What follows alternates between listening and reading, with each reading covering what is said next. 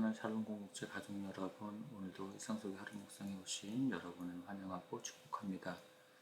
오늘도 우리가 말씀 소리문답을 함께 묵상하는 시간을 갖습니다. 이 시간을 통해 하나님께서 구원의 은혜를 또 누리도록 하시기 위해 우리에게 허락하여 주신 은혜의 외적 수단들에 대해 함께 묵상하면서 하나님이 얼마나 우리를 세심히 사랑하여 주시는지를 발견하시고 오늘 우리의 삶 가운데 있는 여러 가지 어려움과 문제들 가운데서도 그런 하나님을 바라보며 의지할 수 있는 복된 하루가 되기를 축복합니다.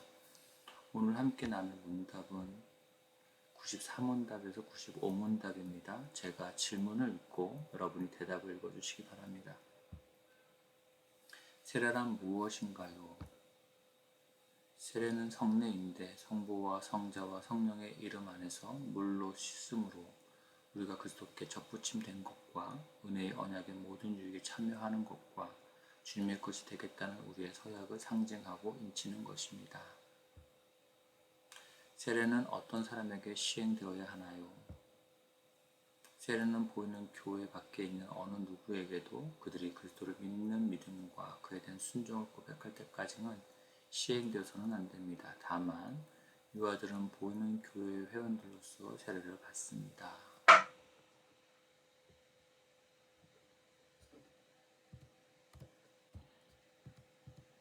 오늘은 신약의 성례 중 세례와 성찬이 있는데 그 중에 성례에 대해서 함께 살펴보는 시간을 갖도록 하겠습니다.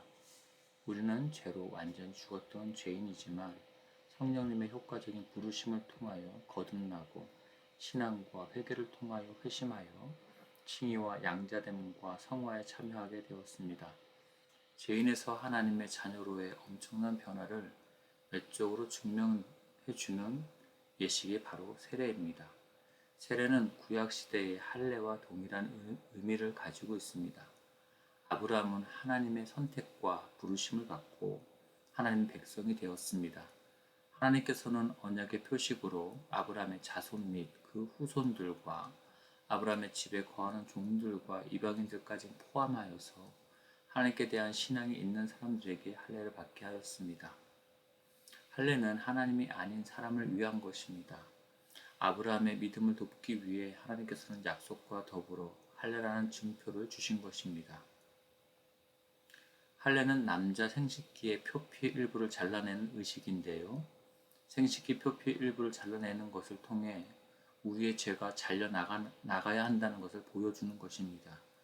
또한 생식기는 후손을 생산하는 기관인데 할례를 받은 후 아브라함을 통해 태어나는 모든 사람은 아브라함의 인간적인 수단과 방법이 아닌 하나님께서 낳으신 사람들이라는 것을 깨닫게 하시는 것입니다.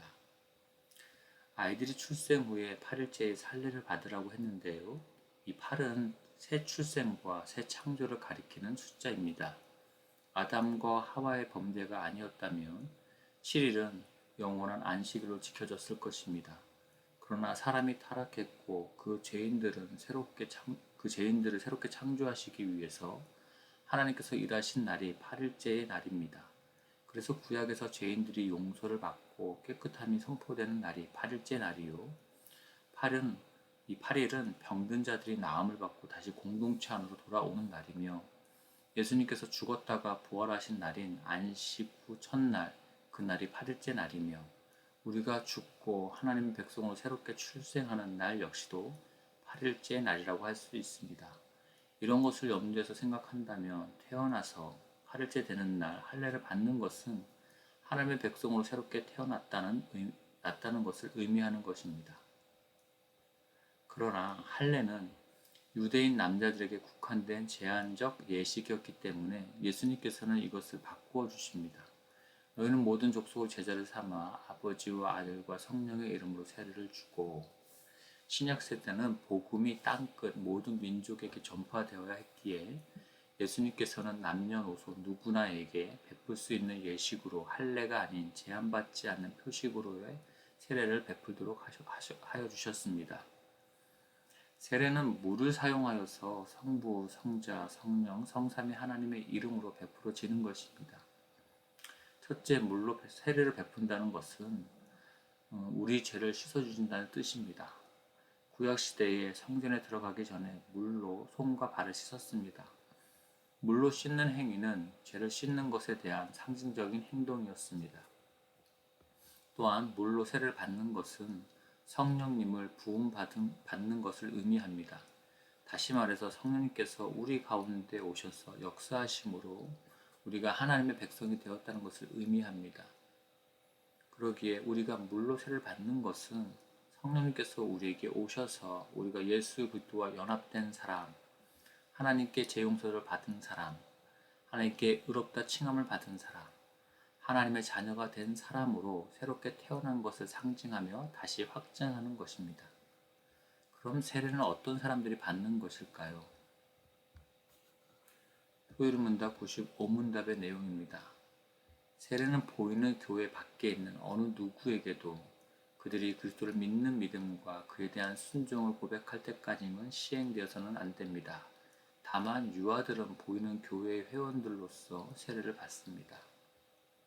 95문답의 내용은 세례를 받는 사람에 대해 설명합니다. 그런데 받아야 되는 사람의 반대인 받지 말아야 하는 사람에 대해 언급하므로 거꾸로 받아야 되는 사람에 대해서 설명하고 있는 문장 형태입니다.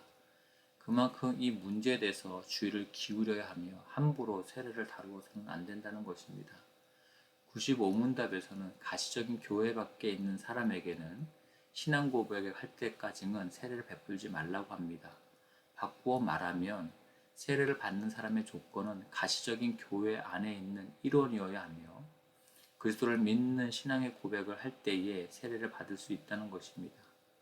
그리고 바로 유아 세례에 대한 내용이 나옵니다. 유아는 자기 입으로 신앙 고백을 하지 않더라도 부모의 신앙 고백을 통해서 동일한 언약 안에 있음을 인정하고 유아 세례를 베풉니다. 구약에서 언약 백성들이 성인이 아니어도 유아일 때 할례를 받았듯이 교회 안에 있는 유아들은 은혜 언약 안에서 세례를 받는 것입니다. 이것은 하나님의 은혜가 우리의 신앙 고백보다 먼저이기 때문입니다. 너희가 나를 택한 것이 아니요 내가 너희를 택하여 세웠나니 요한복음 15장 16절의 말씀입니다. 따라서 믿음의 가정은 하나님의 언약 안에 근거해서 자녀들의 구원을 소망 가운데 믿으며 기꺼이 유아 세례를 받도록 해야 하고 또한 유아 세례만을 받게 하고 끝날 것이 아니라 그 아이가 하나님의 백성답게 성장해 가도록 말씀으로 더욱 가르치고 사랑으로 양육해야 할 것입니다. 성례는 우리의 내적이고 영적인 상태의 변화를 드러내는 것이라고 했습니다. 그러니 세례를 받는다고 해서 구원 자체를 보장해 주지는 않습니다. 참된 구원의 세례는 물 세례가 아니라 성령께서 우리 마음에 세례를 베풀어 주시고 역사하심으로 우리를 거듭나게 하시는 것으로 일어나는 일입니다. 그리고 우리는 세례가 한 번밖에 받지 못하기 때문에 준비 없이 받은 것에 아쉬워하는 분들의 이야기를 참 많이 듣게 되는데요. 그러나 대의문답 167문답에서는 우리가 세례를 어떻게 지속적으로 활용할 수 있는지를 우리에게 설명해 주고 있습니다. 길지만 제가 읽어드리도록 하겠습니다. 필요하지만 소홀히 되어 왔다. 세례를 잘 사용하는 의무는 우리가 평생 동안 이행해야 할 것이다. 특별히 시험을 당할 때와 다른 사람들이 세례를 받고 있는 자리에 참석했을 때 세례의 상징과 그리스도께서 제정하신 목적, 그것에 의해 우리에게 주어지고 보증된 특권 및 혜택 등 그것에서 행한 엄숙한 서약 등을 심각하게 또는 감사하게 고찰함으로 가능하다. 우리의 죄악스러운 더러움과 세례의 은혜 및 우리의 약속의 미급 또는 역행하는 것 때문에 겸손하여 짐으로써 그 성례 안에서 우리에게 보증된 죄사함과 다른 모든 축복에 대한 확신에 이르기까지 성숙함에 이른다. 우리가 세례를 받는 그리스도의 죽음과 부활로부터 힘을 얻어 죄를 억제하며 은혜를 소생시킴으로써 신앙으로 살기를 원하게 된다. 또 세례를 받음으로 그리스도께 자기의 이름을 바친 자로서 거룩함과 의로운 삶을 살기를 원하며 같은 성령으로 세례를 받아 한 몸을 이룬 자들로서 형제의 사랑 가운데 행하기를 노력하게 된다. 우리는 세례를 한 번 받지만 이 신앙 공동체 안에서 다른 지체들이 세례를 받을 때에 함께 참석해서 함께 세례를 받는 것처럼 세례의 의미를 되새기고 은혜를 새롭게 누릴 때에 믿음으로 살기를 원하게 된다는 것입니다.